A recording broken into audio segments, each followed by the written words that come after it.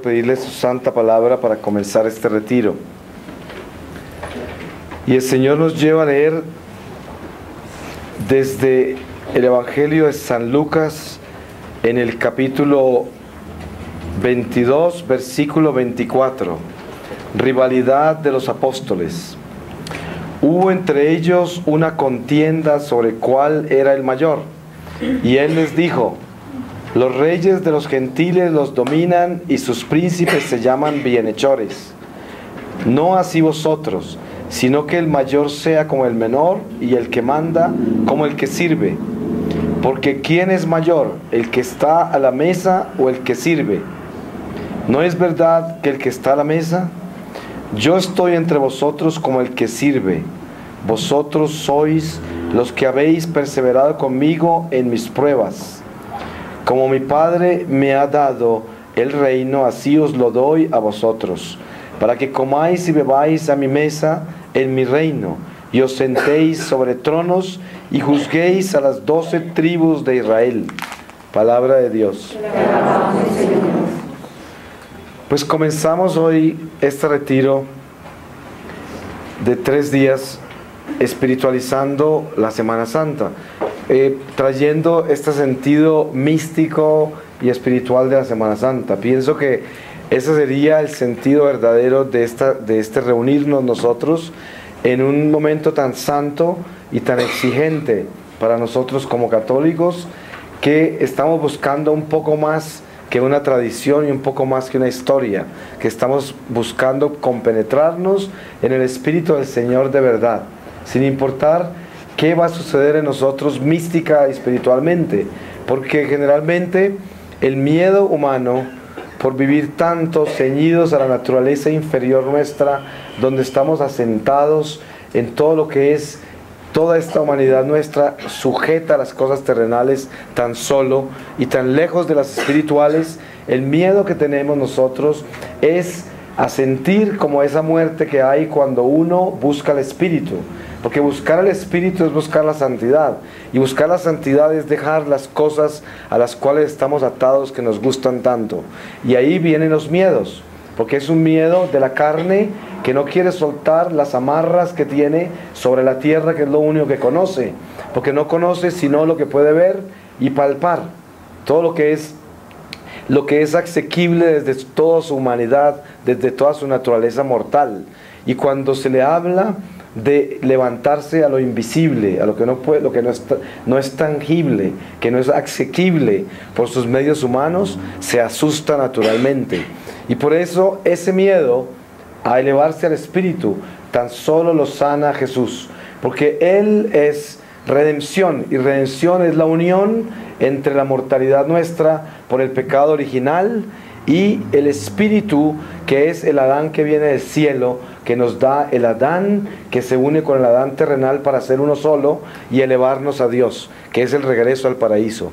Por eso ese miedo de la conversión radical se sana con Jesús, y el mejor momento para buscar esa sanación es porque estamos en el momento en que el Señor ya se ha presentado a nosotros como el Rey, y nuestra humanidad, en el Domingo de Ramos, nuestra humanidad espera que se solucione todo lo terrenal, y por eso toda esa turba de gente que aparece en este Domingo de Ramos viene detrás de un Rey terrenal, y nosotros también. Por eso es que en esta Semana Santa lo que vamos a pedirle al Señor es espiritualizar este misterio de la pasión del Señor hasta el fondo, para que podamos encontrar al Adán que vino del cielo y morir con Él, y entrar en este misterio de la Semana Santa con Él, envueltos en toda la pasión del Señor, sabiendo y teniendo el conocimiento pleno que no tenían los apóstoles, ni tenía la turba de Jerusalén, que lo recibió con palmas. Con ese conocimiento que ya tenemos por conocer la verdad revelada a nosotros por el mismo Paráclito que recibieron los apóstoles después de la muerte del Señor. Pero nosotros estamos reviviendo ese momento con el conocimiento pleno. Así de que vivimos este momento conociendo de que vamos a resucitar, porque ya no es historia, sino que es una realidad. No solamente es algo que nos cuentan, sino algo que vivimos en nuestra propia carne por la Eucaristía. Entonces, esa es la espiritualización de esta Semana Santa. La espiritualización de esta Semana Santa es compenetrarnos en el misterio de todos estos pasos de la pasión del Señor. Recorremos el encuentro con lo primero que nosotros recibimos de impacto cuando éramos niños, los que nacimos como católicos y fuimos bautizados como católicos temprano en nuestra vida. Igual que el que fue bautizado tarde y se encontró como adulto con el Señor en la primera Semana Santa. Porque de todas maneras, el bautismo y la primera comunión van a traer a una persona adulta o a un niño el mismo impacto. La diferencia es que aquel que nace como católico y es bautizado de niño, entra a la Semana Santa y se despierta a ella de acuerdo a su edad, de acuerdo a la edad que Dios le dio en la tierra. O sea, cuando un niño se despierta a las cosas de Dios, se despierta de acuerdo a los años que Dios le dio en la tierra. O sea, como Dios es el único que sabe cuántos años tiene para vivir, o cuántos días, o cuánto tiempo tiene, esa alma va despierta de acuerdo al tiempo que Dios le dio. Ahora estoy hablando del fiel, porque el infiel apaga la llama del despertar a Dios, y por lo tanto no va caminando por la tierra despertándose a la divinidad, sino apagándose a la divinidad, y se va encendiendo en puro humo y se va hundiendo a las tinieblas. Es el que va en pecado mortal. El que va en gracia de Dios va caminando y se va despertando a la divinidad, y cada día tiene más paz, y cada día tiene más gozo, y cada día entiende más el misterio de su vida terrenal. No en plenitud, porque la plenitud se dará el día que recibamos la corona de Cristo al final del camino. Por eso tenemos que caminar el destierro con el conocimiento pleno de que Dios nos va acercando a Él y nos va dando esa sabiduría divina de acuerdo a la edad que vamos viviendo en la tierra que Él nos dio. Por eso, la concepción espiritual de la edad humana con que el hombre viene se va despertando en la divinidad de Jesús de acuerdo a su fidelidad. Cuando el hombre es fiel, el hombre va encontrando al Señor que lo va llenando cada día más en esa fidelidad. Cuando el hombre es infiel, cada día el mundo es más difícil, más oscuro, más duro, y por lo tanto el corazón no hace más nada que endurecerse e ignorar lo que está viviendo, y entra en negación, y por eso se hace piedra, porque prefiere hacerse piedra e indiferente para no sentir lo que le falta, el vacío en que vive. Toda persona que tiene un vacío de amor, porque no tiene a Dios, porque no le obedece a Dios, se vuelve piedra, porque tiene que volverse piedra para no sentir el vacío que tiene del amor. Entonces, cuando una persona va a abortar, le toca endurecerse el corazón para poder matar al niño. Cuando una persona va a romper el amor que Dios le dio, como cuando se va a romper un matrimonio, alguno de los dos endurece el corazón como una piedra para matar el amor que Dios le dio, y lo excusa de alguna forma, de la misma forma que una madre excusa su corazón para matar un hijo en el vientre y abortarlo. De esa misma forma, un hombre o una mujer endurecen su corazón para matar el amor que Dios les dio en el sacramento del matrimonio. De esa misma forma, un hijo endurece el corazón para matar el amor que le tiene a la madre, o al padre, o a un hermano. De esa forma, endurece el corazón un ser humano para matar el amor que tiene por un amigo. De esa forma, endurece el ser humano el corazón para matar el amor que tiene por el prójimo. Y esto es el endurecimiento de la ausencia de Dios. Cuando se endurece el corazón en esa forma, no se despierta la divinidad, sino que se apaga la divinidad y vamos convirtiéndonos en humo. Y ya olemos a quemado. Estamos convirtiéndonos en humo. Y nuestra alma sabe. Y por eso el alma, para poder aguantar el miedo que lleva, se endurece completamente para no aceptar el olor de su propia incineración, que son las cenizas que empiezan a caer ya en vida. Esa es muerte en vida. Es una persona que está muerta a Dios y está viva al pecado. Entonces, la espiritualización de esta Semana Santa descansa en el descubrir en nosotros qué es lo que está muerto en nosotros. Lo único que debe estar muerto en nosotros es nosotros al pecado, nada más. Porque si lo que está muerto en nosotros es nosotros a Dios, entonces que sea esta Semana Santa el momento para despertarnos y empezar a dejar que el Señor empiece a llenar nuestra vida para que esa divinidad florezca en nuestro corazón, porque ya está allí por el bautismo, y ese bautismo nunca se apaga totalmente hasta el momento de la muerte. Así es de fiel el Señor. El Señor lo acompaña con la llama del bautismo hasta el momento en que usted expira de la vida terrenal. Por eso se llama la gracia terrenal. Todavía estamos en el periodo de la gracia, porque aún tenemos la llama del Espíritu de Dios, aunque seamos infieles. No importa, porque aquel que tiene la llama encendida del bautismo y no es fiel al Señor, dentro de sí tiene la potencia, el potencial de Dios vivo hasta el último momento, porque esa es la fidelidad de Dios por sus hijos. No nos abandona hasta que llega el momento final, donde nos divide a nosotros un abismo entre Dios y el Hades, el infierno, que ya no se pueden cruzar de un lado al otro. Entonces, en este momento que todavía estamos en la gracia y que el Señor nos reúne y nos acuartela, ya no en Cuaresma, sino que nos acuartela para vivir su pasión después de habernos acuartelado en el ayuno, en el arrepentimiento, después de habernos acuartelado para llamarnos la atención y decirnos quién eres tú. Recapacita, concientízase. ¿Quién eres tú y dónde estás con relación a mí? Porque es el desierto de nuestra conversión. Hoy que estamos ya dentro de esa Semana Santa, de esa pasión del Señor, que ya entramos a Jerusalén, que ya entramos a esta celebración del holocausto máximo, donde nosotros encontramos la salvación eterna por el sacrificio de Dios mismo que se hace hombre.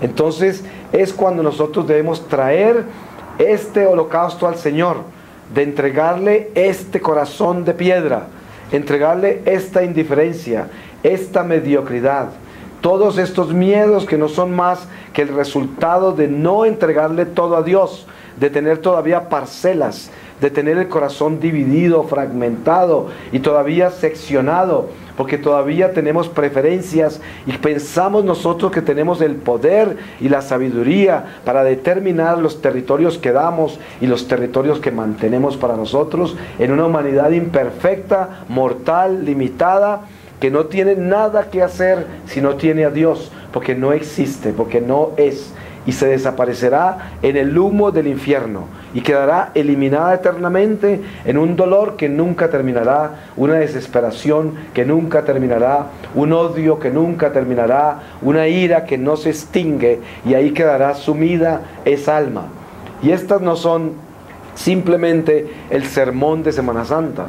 Esta es una reflexión interior para que el alma se despierte a la verdad que ya conoce, porque no es nada nuevo, y el alma conoce estas palabras, el alma sabe que le están hablando, el alma escucha, aunque se haya convertido en una piedra el corazón, que es el satélite del alma, el receptor de Dios para el alma, ese corazón que le lleva al alma todo lo que Dios le entrega. Y por eso, desde ese corazón, por donde circula la sangre de Cristo, por donde circula la transfusión, que es la sangre del Señor que reemplaza la sangre mala de nuestra humanidad, una sangre derramada para sanar y purificar la nuestra. Y esa sangre solamente es posible que se pueda hacer en transfusión a través del corazón. Y estamos hablando del corazón espiritual. Estamos hablando de la elevación de un corazón de carne que se ha hecho piedra y que por la sangre del Señor vuelve a ser carne para que pueda entrar al alma y convertirse en espíritu. Porque esa carne debe llegar al espíritu. Y por eso la piedra en que se ha convertido el corazón, por no dejar circular la sangre del Señor, esa piedra se ablanda por la misericordia de Dios, porque aún nos encontramos en la tierra, porque aún estamos en la gracia, porque aún estamos acá presentes ante el Señor, y el Señor nos mira como hijos a quien llama, hijos que están en el destierro y que todavía tienen la oportunidad, por estar ciegos, sordos y mudos al Espíritu, tienen la oportunidad de recibir la plenitud de su misericordia. Y no es que la misericordia de Dios termine nunca, pero es que la gracia termina para nosotros en un momento dado. La gracia y la misericordia, siendo de la misma fuente, son diferentes. Porque la gracia es un producto de la misericordia para el misterio del destierro. La misericordia es infinita y eterna por el misterio de la eternidad de Dios que vive en el eterno presente, que siempre es misericordia. Pero la misericordia se convierte en justicia cuando la criatura en la gracia no vivió la misericordia.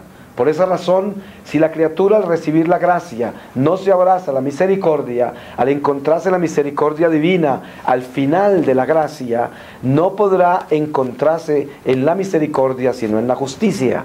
Por esa razón, encontremos nosotros el sentido verdadero de lo que estamos viviendo en la tierra. La misericordia divina nos da la gracia del bautismo en el destierro, y a través de esa gracia escalamos a la misericordia. Si nosotros en la gracia nos vestimos, y en la gracia caminamos, y en la gracia morimos a la carne, nos abrazamos a la divina misericordia eternamente, y nunca encontraremos a Jesús como juez. Por eso, si en el periodo de gracia no abrazamos la gracia, ni vivimos en la gracia, ni seguimos lo que Dios nos dio en gracia, al final de la gracia no encontramos la misericordia, sino la justicia. Y la justicia de Dios es perfecta, y por lo tanto en la perfección de su justicia el Señor nos llamará a cuentas por la gracia que nos dio. Entonces hoy que estamos en la gracia, pidámosle al Señor que nos deje escalar a su misericordia, viviendo la gracia que nos dio, restaurando, removiendo lo que hay dentro de nosotros que nos ahoga la gracia. Deshiervemos el territorio de nuestro corazón, la tierra de nuestro corazón. Saquémosle toda la maleza que hay allí, porque este es el jardín de Dios, este corazón. Limpiémoslo en este momento. Saquemos todas las cosas malas que hay allí. Saquemos toda esa hierba mala que tenemos en el corazón. Todos esos resentimientos, toda esa ira, toda esa falta de perdón, todo lo que tenemos de frustración por las cosas que no hemos podido alcanzar en esta vida terrenal, que tanto deseamos y no hemos podido conseguir. La falta de afecto que tenemos y que tanto deseamos y que no nos merecemos nunca. Todas esas frustraciones humanas de la naturaleza inferior son la mala hierba del corazón.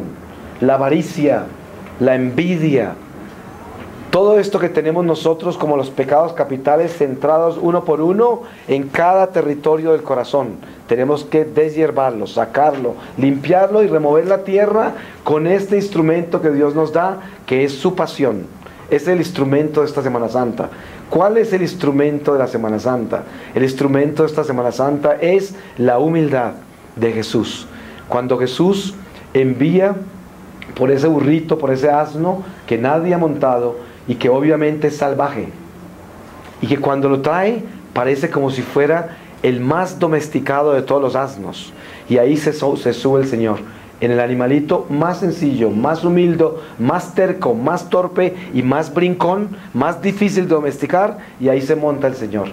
Y es un animalito en el que el Señor entra a la gloria que nos trae, que aparentemente para el pueblo de Jerusalén es una gloria terrenal, pero nosotros que somos pueblo de Dios con el Paráclito ya, con el conocimiento pleno de Jesús, y que sabemos que en ese asno el Señor viene a llevarnos al fondo del abismo para resucitar con nosotros. ¿Y cuál es ese abismo donde el Señor baja, que baja al infierno cuando el Señor muere? ¿Cuál es ese abismo? El abismo de nuestro infierno. ¿Y cuál es el infierno nuestro? El pecado. Ese es el Hades. El infierno nuestro es nuestro pecado. Y ahí baja el Señor en esta Semana Santa. Y desde ahí proclama su reino en medio de los demonios. Y dice, yo soy el Señor.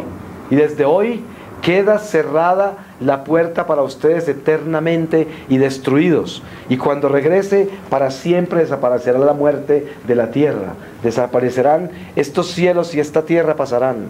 Y se lleva con él todo lo que está detenido en el seno de Abraham. Se termina ese limbo.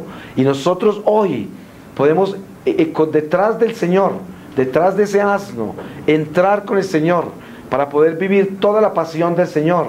Y invitados por el Señor de la mano de María y con esa fidelidad de Juan, el apóstol del amor, y las mujeres santas de Jerusalén, prendernos al amor del Divino Maestro, que nos está dando todas estas gracias para poder nosotros rescatar lo que hemos perdido y llenar nuestro corazón del vacío tan inmenso que tenemos de Dios por la infidelidad.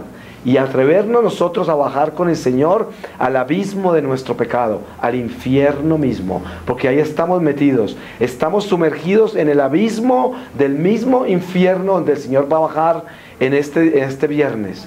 Y miren ustedes, si nosotros nos vamos con el Señor nos va a sacar. ¿Por qué? Porque a pesar de estar en el abismo, aún no ha terminado nuestra vida terrenal y por lo tanto estamos en gracia. Ustedes saben que en la tierra se viven los tres estados. Se vive el infierno, el purgatorio y el cielo. Y el alma vive los tres estados de acuerdo a sus relaciones que tiene con Dios. Y en un momento dado, en el momento de la muerte, se define su caminar. Por esa razón, mientras que estamos en la tierra, tenemos que tener el discernimiento claro de distinguir entre infierno, purgatorio y cielo para poder escoger. Y por eso la Semana Santa es el momento preciso que el Señor nos da para que descubramos bien infierno, purgatorio y cielo. Y por eso, de invitados por el Señor en esta pasión a la que nos trae a sumergirnos dentro del seno mismo de ella, descubramos dónde estamos, para que nosotros decidamos bien a dónde nos queremos quedar o hacia dónde queremos movernos. Esta es la invitación del Señor, para que aprovechemos la gracia. No es un accidente que estemos viviendo una Semana Santa más, porque no es una Semana Santa más, como no es un día más. Es simplemente la gracia viva que está en el eterno presente de Dios, que nos tiene presentes en su eterno presente, porque nosotros ya estamos en eternidad. Ya estamos en la eternidad. Lo único que está temporal, mortal, limitado, es la miseria de esta carne que cada día se descompone más y que va a acabarse, de la cual nos vamos a desnudar. Pero nosotros estamos acá parados en la misma eternidad. Y por eso en el eterno presente de Dios vivimos. Y por eso esta es la única Semana Santa de nuestra vida. La única. Y este es el único día de nuestra vida. El único.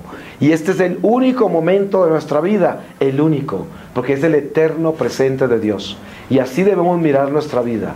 Vivir con Dios en el eterno presente de Dios quiere decir estar parado en la divina voluntad incondicionalmente, no en el futuro, no en el pasado, porque el diablo es el experto en robarse el pasado, el futuro.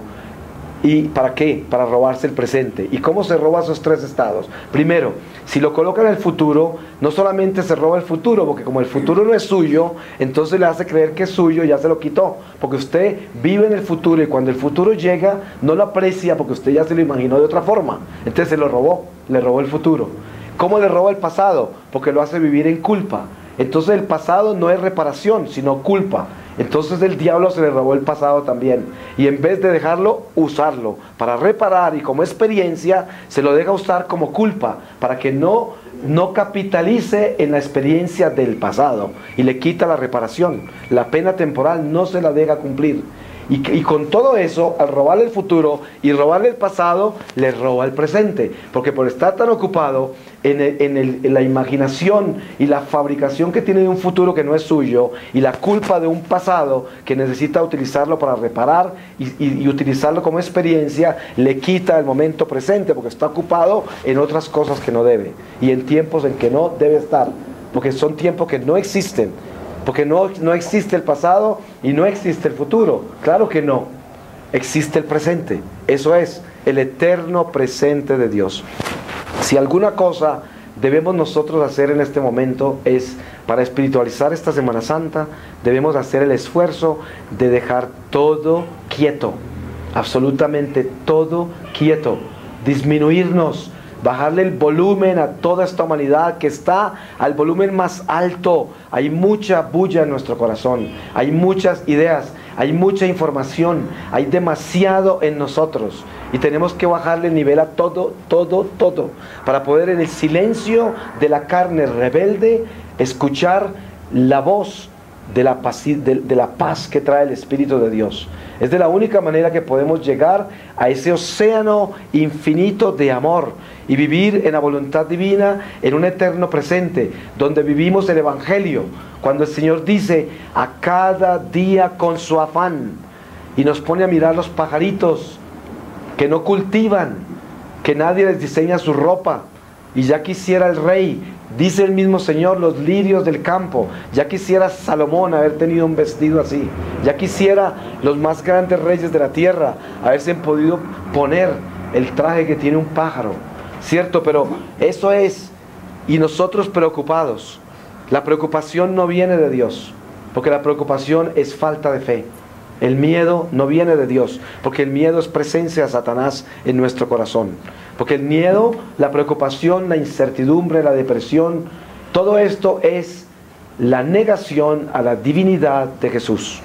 Todo el que es bautizado y recibe su Eucaristía, cuando está inseguro, cuando tiene miedo, cuando tiene desesperación e incertidumbre, es porque niega la divinidad de Jesús.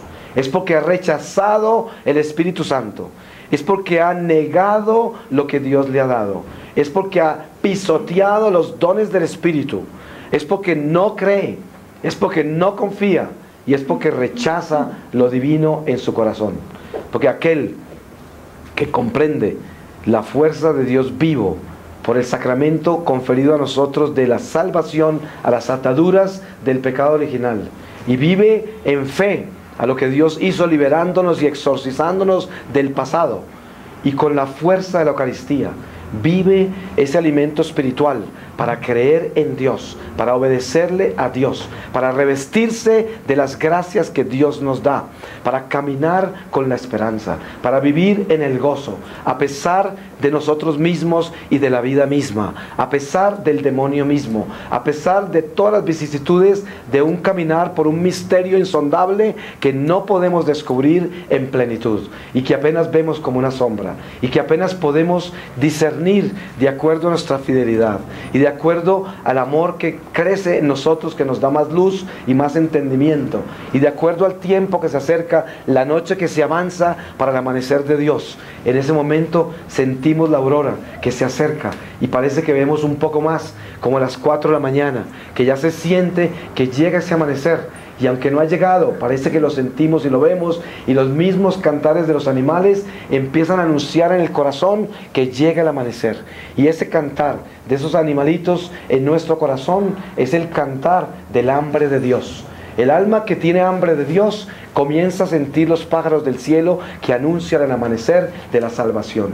Y ahí estamos nosotros, en ese amanecer, porque ya estamos en una noche avanzada, hermanos. Ustedes saben que ya nos llega el momento para encontrar al Señor, a cada uno de nosotros. El tiempo terrenal es una ilusión, y nosotros debemos estar preparados 100%, porque ya viene Jesús con la aurora, y en la aurora aparece el Señor, aparece majestuoso, radiante, con todo el esplendor de su amor y su misericordia, listos a recibirnos. ¿Y cómo queremos levantarnos del sueño de la vida terrenal? No nos vamos a levantar llenos del fango de nuestro pecado para no poder abrazar al Señor que está vestido de blanco. No, tenemos que levantarnos como la esposa que está preparada para abrazar a su esposo. No vamos a ser las vírgenes necias. Vamos a tener el aceite listo para la lámpara, y vamos a estar listos para levantarnos como la esposa fiel que se levanta y parece que nunca se hubiera acostado, porque se levanta tan radiante que es siempre hermosa cuando está dormida y cuando está despierta, porque la hermosura nunca la abandona. No se levanta arrugada, ni se levanta asustada, ni se levanta somnolienta, sino que se levanta como si nunca se hubiera acostado. Y es la esposa fiel, el alma que siempre está con Dios. Esa alma no duerme, el espíritu no se acuesta, porque siempre se acuesta en el vientre del Señor. Y eso es lo que el Señor quiere hacer con nosotros en esta Semana Santa. Nos quiere despertar al espíritu y nos quiere elevar de la carne, para que nosotros, al elevarnos al espíritu, nos abracemos con la gracia eterna del Señor desde ahora, y saboreemos desde ahora la gloria de la salvación en Cristo nuestro Señor, que ya nos trae el sabor de eso que nos dio. En esa sangre se siente ya el sabor de la salvación, en ella se siente. Cuando miramos a Jesús en la cruz y entendemos que esa muerte es resurrección, entonces nos damos cuenta que en ese palo, en ese madero, está nuestra salvación, y podemos nosotros imitarlo y acostarnos en él. Y esa es la invitación, invitarnos a nosotros a no tener miedo a morir, pero a morir al pecado, a morir al pecado, no tener miedo a entregarle todo al Señor. El que viva en pecado, no tenga miedo en dejar de pecar. Porque el único miedo que usted tiene en dejar de pecar cuando está en pecado es el miedo a dejar las cosas que le dan seguridad en la tierra. Y por eso no deja el pecado mortal, porque piensa que va a perder la seguridad terrenal. Y usted, si en esta Semana Santa el Señor lo despierta de verdad al Espíritu, se va a dar cuenta que vale la pena morir a todo de la tierra para nacer a Dios, para nacer al Espíritu. Y por eso, hermanos y hermanas, todo lo que los separe de la gracia de Dios en este momento, atrévase a entregárselo al Señor. Cualquier pecado mortal que tengan, ya sea una criatura humana que sea el pecado, el dinero, las ambiciones que tienen, el odio, la falta de perdón, todo lo que tengan, cualquier miseria, atrévase a entregárselo al Señor y mueren con Él en esta Semana Santa. Y no se pueden soñar siquiera cómo resucitarán con Él el domingo por la mañana. Van a sentir el gozo finalmente de que el Señor los sacó del Hades de la perdición y los saca a la gracia y les hace saborear desde ahora el trono celestial, y desde ahora los hace sentir que son herederos de la gloria, que sus nombres están realmente escritos en el libro de la vida eterna, que tienen un pasaporte porque son ciudadanos de la Santa Jerusalén del cielo y saben que están de paso y descubren que son peregrinos. Y por esa razón, con ese amor y con esa sabiduría de ser peregrinos y con un Cristo resucitado ya en el corazón, se vive el resto de nuestra vida con esa batalla espiritual para la cual nacimos como verdaderos soldados. El Señor nos llama para que nosotros reconozcamos quiénes somos, para que nos demos cuenta que somos de Él y que Él nos escogió a cada uno de nosotros, porque el Padre Celestial le entregó a Jesús, cada uno de nosotros con nombre propio, cada uno de nosotros. Qué triste sería que el momento de la llamada no estemos ahí, porque estamos en el infierno. Qué triste sería. Por eso el Señor quiere que en este momento nos demos cuenta que la batalla es para pelearla. Y pelearla en la tierra es entregar lo que tanto nos gusta y a lo que tanto estamos apegados de la tierra. Porque la tierra no es nuestra casa. Es como un soldado en la mitad de la batalla, enamorarse de un árbol, o enamorarse de una planta, o enamorarse de algo que le quita el momento de la batalla, donde debe estar atento es a dispararle al enemigo y no enamorarse de lo que lo rodea, porque en ese momento lo pueden matar. Nosotros no estamos para cuidar los alrededores, nosotros estamos para servirle al Señor. Nosotros no estamos para poseer la tierra donde peleamos, nosotros estamos para defender la tierra donde estamos parados, pero no nos pertenece, porque estamos pasando por ella, estamos de tránsito. Entonces, que el Señor siembre en nuestro corazón este momento de alegría, de gozo, que es el encuentro con el Espíritu del Señor, un encuentro en el cual el Señor nos abraza en un misterio tan grande que nunca podríamos entender a plenitud, como es que Dios se hace criatura. Y no solamente se hace criatura, se hace perfectamente hombre. ¿Y con eso qué quiere decir si los hombres no son perfectos? Se dice perfectamente hombre porque sufre, vive y siente todo lo que un hombre siente. Por lo tanto se hizo perfectamente hombre, sin ser perfecto el hombre, porque temporalmente nosotros estamos inferiores a los ángeles, como Jesús se hizo inferior a ellos también haciendo de criatura. Pero Jesús nos dijo Él mismo que seremos como ángeles. Por lo tanto, temporalmente somos inferiores a ellos, porque Dios en Cristo nuestro Señor completó lo que nos faltaba para ser como ángeles, y vamos a ser como ángeles. Y por eso el Señor nos llama a entender este misterio, que Él se hace hombre, hombre imperfecto porque sentía sed, hambre, sueño, fue tentado, porque como dice el apóstol, Dios no tienta a nadie ni es tentado, pero Jesús fue tentado. ¿Por qué? Porque se hizo perfectamente hombre. Y por eso fue tentado en su humanidad. Y el diablo no tentaba a Dios, el diablo tentaba a ese Dios que se hizo hombre, porque como era hombre y tenía carne, el diablo tenía territorio sobre esa carne. Pero lo que sucede es que en esa carne se despertó la plena divinidad sin pecado, y por eso derrota al diablo. Porque cuando nosotros nos enfrentamos al diablo, en nosotros está la divinidad de Jesús por los sacramentos. Pero el pecado nubla el poder de la divinidad, y al enfrentarnos con el diablo, tenemos áreas oscuras donde el diablo habita y no hay plenitud con el arma para destruirlo. Y por esa razón, lo único que puede despertar la divinidad plena de Jesús en nosotros es la plena obediencia. Y por eso la plena obediencia ya es el Señor el que vive en mí. Y por esa razón ese Señor en mí derrota al diablo. Porque Él fue el que lo derrotó en el desierto, no yo, Él. Y por eso Él dice, si estás conmigo, ¿quién contra ti? ¿Quién contra ti? Si yo estoy contigo. Pero para que el Señor esté conmigo, no puede estar la mitad de Jesús. La mitad de Jesús no puede estar conmigo. Porque el Señor no se divide. El Señor es el todo. El Señor es el supremo, el todopoderoso. Todo es el Señor. ¿Cómo puede traer un pedazo de Él? Nadie puede pretender hacerle medio fiel al Señor. Está bien que usted vaya a misa en pecado mortal, claro. Es como una persona que de todas maneras no quiere dejar de fumar, aunque el médico le dijo que se iba a morir de cáncer, seguía a fumar, y aconseja a otro que no fume. Eso está muy bien, que le diga a otra persona no fume, porque mire, yo me voy a morir de cáncer por no dejar de fumar. Está muy bien que aconseje, aunque no tiene mucha autoridad cuando habla así. Tendría más autoridad si hubiera dejado de fumar. Pero eso pasa con una persona en pecado mortal en misa, ¿cierto? Usted está ahí siendo un enemigo de Dios, pero está ahí como un zombie, porque viene a donde el Señor, ¿a qué? Es enemigo de Dios, pero viene ahí como diciendo, yo soy amigo del Señor. Se está engañando. Sin embargo, el Señor lo acepta y lo recibe. ¿Por qué? Porque el Señor recibe los enfermos. El Señor vino por los pecadores. Y el Señor está ahí mirándolo en pecado mortal y diciéndole, ¿te quieres quedar así?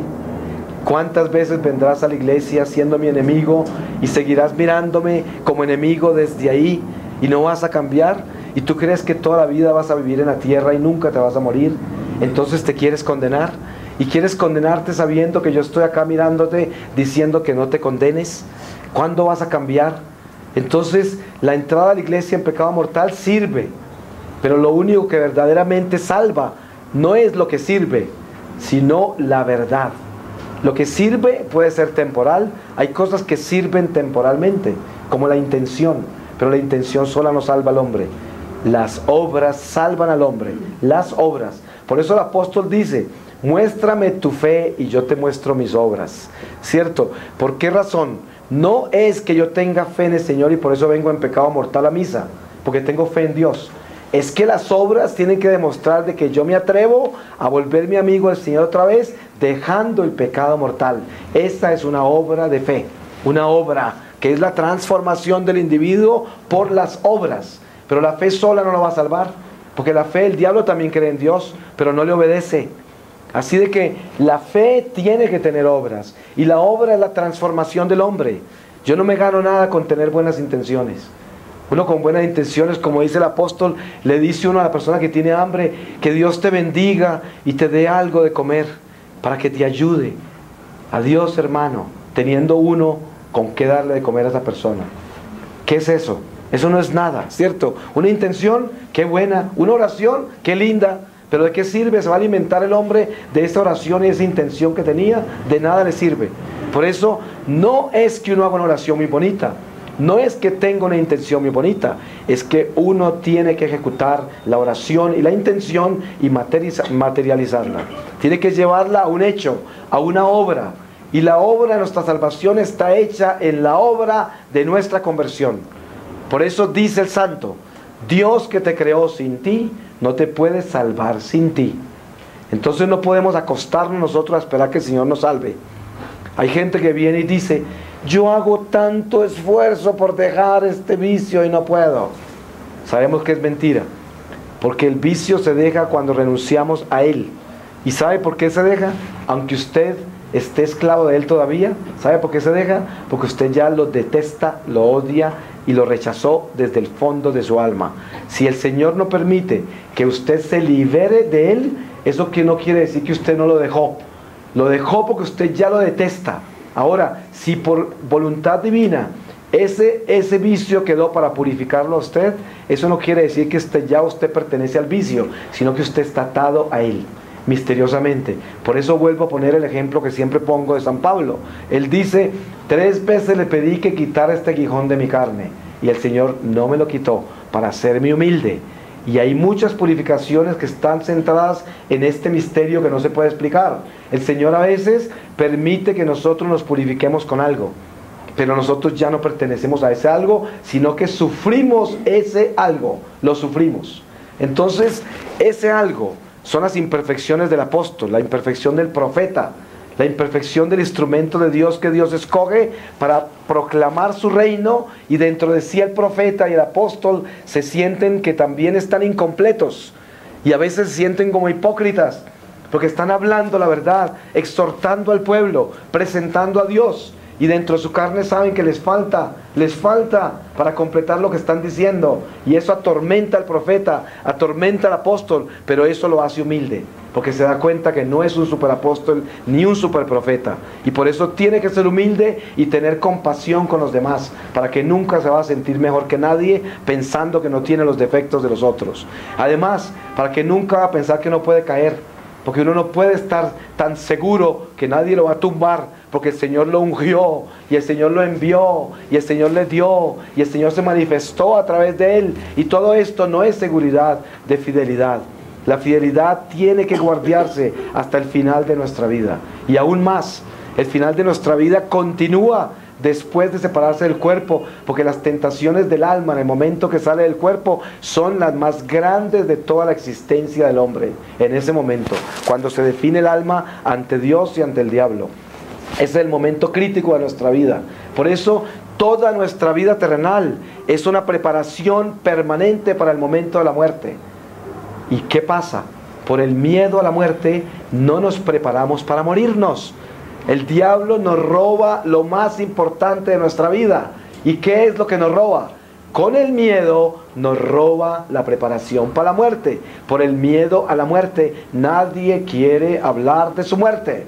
Usted puede hablar a veces hay gente que se atreve hasta hablar de la muerte de la mamá, de pronto, hasta allá. Eso que con mucha dificultad.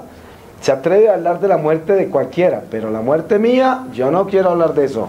Si voy a hablar de mi muerte, yo quiero morirme rodeado de todos mis seres queridos, en mi cama, a la hora que yo sepa que me va a morir, y con todos los sacramentos, y con todo esto yo organizo mi propia muerte, y sin embargo todavía me da miedo, aunque la tuviera así. Entonces, ese miedo es el miedo que sana Jesús. El único que ha derrotado la muerte, el único que ha derrotado la muerte se llama Jesucristo. Eso no lo derrota un psiquiatra, ni un psicólogo, ni ningún sistema de control mental, ni la autoestima, ni realizándose como persona en el mundo, tampoco supera el miedo a la muerte. La muerte, el miedo a la muerte solo lo supera Jesús.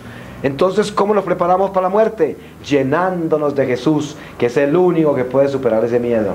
Entonces, si yo me lleno de Jesús, ¿por qué voy a tener miedo de nada? Si el Señor en mí me da la paz y la seguridad y el gozo y la certeza de que no tengo nada que temer, porque no me voy a morir, porque en Jesús no muero. Y ahí se termina el miedo a la muerte. Y la preparación para el momento de la muerte es una preparación como aquel que se va a una operación, al dentista, algo que tiene dolor y que tiene incomodidad y que tiene un miedo de que le van a hacer algo, le van a abrir algo, le van a sacar algo, y ahí hay un miedo humano que se admite, porque si no tuviéramos eso, ¿qué sería de nosotros? Ya no estaríamos acá, porque ya no siente nada. Pero entonces el hombre va a sentir el desprendimiento, eso es inevitable, porque es parte del destierro. Parte del destierro es recibir todo con dolor. El nacimiento con dolor, la muerte con dolor. Ese es el destierro. Estamos desterrados y ese dolor es inminente en nuestro destierro. Pero yo no estoy hablando de ese dolor, porque ese dolor purifica y santifica si se vive con Dios. Estoy hablando es del miedo a la muerte, que hace que nosotros pensamos que no nos vamos a morir, porque eso es entrar en negación. Cuando usted se olvida de prepararse de la muerte por miedo a pensar en ella, entonces usted piensa que no se va a morir. Y el día que está cerca su muerte, se asusta todo y busca cómo salvarse de esa muerte, y se prende a la vida y busca cómo que lo dejen vivo, que lo dejen, y toda la familia que no se muera, haciendo todo lo contrario de lo que deben hacer. Cuando una persona se enferma en su casa y está en peligro de muerte, lo que deben hacer es entregársela al Señor, en vez de pedirle que la deje. Porque qué tal que sea el momento de morirse, hay que ayudarla para que se vaya. Y si el Señor la sana, porque ustedes se desprendieron de ella, era una prueba de fe para todos, para el moribundo y para el que estaba pidiendo la vida de ese moribundo. Pero si una persona se enferma y todos se desesperan para que no se muera, ¿qué están haciendo? Quitándole la gracia a una persona que seguramente Dios llamó, y le quiten la preparación para su muerte, porque lo hacen apegar más a la vida. Se enferma la mamá y de pronto es el momento de morirse y llegan los hijos. No te preocupes, mamá, que no te vas a morir. No te preocupes, mamita. Y claro, la mamá no le prepara para morirse. O le dictaminan cáncer a la mamá y no le cuentan. Ustedes han visto gente que comete un error tan grande que le dicen que un hijo tiene cáncer o alguna persona tiene cáncer, y el médico no le cuenta al paciente sino al papá o a la mamá o al esposo o a la esposa, y se guardan el secreto que para no hacerlo sufrir. Imagínense la ignorancia tan impresionante, cuando si algo tienen que hacer es decirle para que se prepare para la muerte. ¿Qué tal que se muera? Entonces, ¿dónde queda esa alma? Sufriendo y en penas porque usted no la dejó preparar. Entonces, cuando nosotros tengamos una aflicción bien grande a nivel físico o un ser querido, alabemos al Señor. Señor, llegó la hora, hay que preparar esta alma, te la entrego, ayúdame que esta persona entre en gracia, que se prepare para la muerte y yo me prepare para desprenderme de ella. Y si soy yo, con más razón que me voy a preparar. Pero ese es el sentido de la vida en el Espíritu. Es un sentido muy diferente que la vida en la carne. Nosotros tenemos que prepararnos para morir hoy mismo. Nosotros debíamos tener, como creo que era San Buenaventura, uno de los santos que tenía una calavera siempre en la mesa para acordarse de la muerte todos los días. Debemos hacer eso. Nosotros debemos tener la muerte siempre al frente de nosotros. Recomendación de esta Semana Santa: mándense a hacer una calavera de plástico. Eso es lo que debe ser. En vez de tener una muñeca bien bonita o inclusive una estatua de un santo bien bonito, consígase en una estatua de San Francisco de Asís, pero con la cabeza en forma de calavera, para que no nos asuste, que saben que es San Francisco, ¿cierto?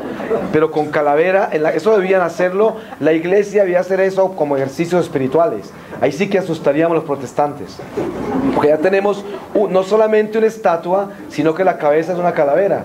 Ahí sí que nos llamarían demonios. Pero ese sería el ejercicio más grande del mundo, si tengo una estatua de San Francisco de Asís, pero su cabeza es una calavera. Para que nos acordemos que con San Francisco de Asís ejercitamos el momento de la muerte, para que no se nos olvide. Pero eso, ¿por qué se llama el Gólgota la calavera? ¿Cierto? La calavera. ¿Por qué? Porque ahí resucitamos. Eso es la resurrección. Esa calavera representa la resurrección. Mire usted las ironías de Dios. Las ironías para nosotros, ¿no? De las cosas que Dios hace. Dios es un Dios desestabilizador, completamente. No es el estabilizador que nosotros... Por eso la contradicción de la palabra de Dios cuando dice: yo no vine a traer paz. ¿Usted se imagina una persona, un intelectual, una persona bien arrogante, bien racional? Diría: esto lo escribieron mal. Yo no creo, pues si este es Dios, pues este es un falso profeta. ¿Quién va a hablar así?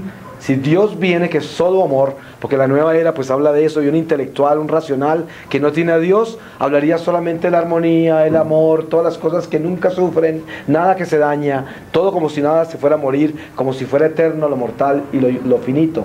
Así habla el intelectual y así cree. Entonces esta palabra de Dios sería una contradicción total. Yo no vine a traer paz, sino división entre padre, hijo, hermano con hermana. ¿Ustedes se pueden imaginar lo que eso significa en términos racionales? No significa nada, porque significa una contradicción. No se puede entender así.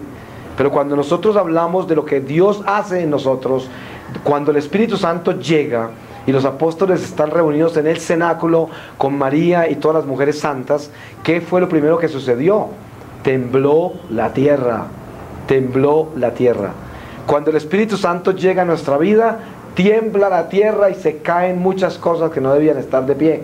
Se rompen muchos ídolos, se rompe mucha porcelana y muchas colecciones de zapitos y cosas de esas se acaban. Sí, se rompen, se desnudan muchas cosas que tenemos nosotros, se caen muchas joyas y muchos trajes costosos, se destruyen muchos carros y se acaban muchas propiedades y se derrumba y se les llena polilla el dinero a veces, y todas las cosas desaparecen porque tiembla la tierra cuando llega el Espíritu Santo, y se mueren personas, se acaban relaciones humanas, se separa el hombre de cosas que amaba y aparece que las cosas que amaba eran el pecado, y todo cambia por el Espíritu Santo, tiembla la tierra del Espíritu. Este es el Señor cuando llega, desestabiliza las cosas humanas, las sacude, hasta los muertos salen de las tumbas caminando. Eso es lo que sucede. Entonces, este es el sentido de la espiritualización de una Semana Santa como esta: penetrar completamente por encima de todas estas limitaciones humanas en el misterio del Adán que vino del cielo, el Espíritu, el Adán del Espíritu, el Adán que viene a complementar este Adán de tierra, para que entre los dos unamos carne y espíritu y nos convirtamos verdaderamente en uno. Fíjense ustedes que todo es un anuncio y una preparación. Dios sopla en esta carne mortal el alma, la vida, de la nada, en el vientre de nuestra mamá terrenal, y en ese momento quedamos parados en eternidad. Desde que estamos en el vientre de mamá ya empezó la eternidad, no empezó la vida temporal. La vida temporal es otra gestación en el vientre de la tierra. Primero en el vientre de mamá, estamos ahí unos meses en el vientre de esa mamá terrenal, en un agua. Luego salimos de esa agua a otra agua más grande, que es el vientre de la tierra, otro vientre de agua. Y ahí estamos preparados para nacer al Espíritu. Esos son los pasos que vienen de las gestaciones al nacimiento al Espíritu. Y Dios se entra dentro del vientre de la tierra y viene hasta acá. Y nos trae el mismo Espíritu. Y nos trae para que nosotros podamos empezar a crecer esas alas y salir de este vientre de la tierra hacia Dios, hacia el espacio infinito de Dios. Entonces, eso es lo que debemos aprender a hacer en este momento, antes de que el vientre de la tierra comience a perder el agua de nuestra gestación. Preparémonos para poder salir de ella, no nadando con el agua, porque nos hundiríamos, porque el agua se va para el abismo, sino para el cielo, volando con las alas del alma. Porque esa agua que purifica ya es el agua que se ensució con el pecado nuestro, y al desaguarse se baja al abismo. Pero el alma tiene que salir en las alas del Espíritu Santo, fuerte hacia Dios, porque está liberada del vientre de la tierra, y en la tierra queda lo que es corrupto, lo que está corrompido queda en la tierra, y lo que se purificó en el Espíritu Santo, en el Señor, vuela a las alturas de Dios por una eternidad. Por esa razón, aquí debemos estar nosotros, en este vientre de la tierra, cuidando de dejar que esa agua nos limpie, no que nos acabe de corromper. Por eso, para que esta agua del vientre de la tierra se convierta en agua que purifica, debemos dejar que esa agua se impregne del agua que salió del costado del Señor, y que la sangre que llegue a reemplazar la sangre mala de nuestro cuerpo, que es la sangre del pecado, sea la sangre de Cristo, para que sea la transfusión de sangre del Señor a nosotros, que cambia una sangre buena por la sangre mala que tenemos nosotros, y que esa agua que sale del costado del Señor limpie el agua mala que hemos acumulado en la tierra por el pecado, y así se deshague lo malo y en lo bueno nos elevemos al cielo. El Señor nos espiritualizará cada vez más en este retiro, si seguimos caminando en el espíritu de esta Semana Santa, así como el Señor nos va a llevar. Voy a pedirle al Señor su santa palabra, para que en esta palabra continuemos estas reflexiones. El Señor me lleva a San Lucas en el capítulo 23, versículo 6. Jesús es enviado a Herodes. Habiendo oído Pilato, preguntó si el hombre era Galileo, y al conocer que era de la jurisdicción de Herodes, lo remitió a Herodes, que en aquellos días estaba también en Jerusalén. Herodes, al ver a Jesús, se alegró mucho, porque desde hacía tiempo quería verlo por lo que había oído de él, y esperaba ver algún milagro hecho por él. Y le hizo muchas preguntas, pero él no le respondió nada. Los príncipes de los sacerdotes y los escribas estaban allí acusándolo con insistencia. Herodes y sus guardias, después de despreciarlo e insultarlo, le puso un vestido brillante y lo remitió a Pilato. Aquel día Herodes y Pilato se hicieron amigos, pues antes estaban enemistados entre sí. Palabra de Dios. Pues mire qué increíble es esto, cómo en el final, en la derrota de Satanás, todo lo que no es de Dios se está uniendo para esa batalla final que se define en la cruz. Hasta estos reyes malos se estaban uniendo entre ellos, unidos por el mismo espíritu del mal, porque todos se estaban uniendo para una causa común. Los mismos infieles del templo de Dios se estaban uniendo todos, que seguramente se odiaban entre ellos, porque fariseo no quiere fariseo. Entonces, eso es lo que sucede en este momento. Así que con esto continuamos en reflexión y ahorita tomamos un descanso y continuamos con la segunda charla. Amén. Amén.